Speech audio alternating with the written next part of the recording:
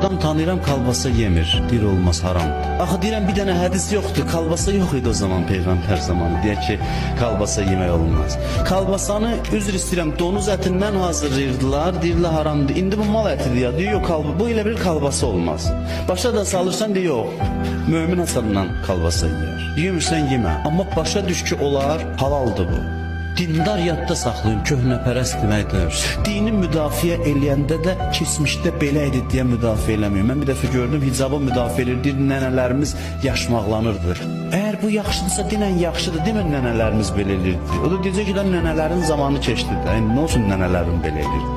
Tərif üçün denən, amma nənələrim belə eləyirdi, dəlil olmasın şəriət hökmünə. Babalarımız belə eləyirdi, şəriət hökmünə dəlil olmasın. Bizləri hicaba dəlil gətirir ki, ismətdir, iffətdir. Düzdür, hicabın bir dəlili odur. Amma heç o deməkdir ki, hicab geyinməyənlərdə ismət, iffət yoxdur. Xeyr, tam yanlış.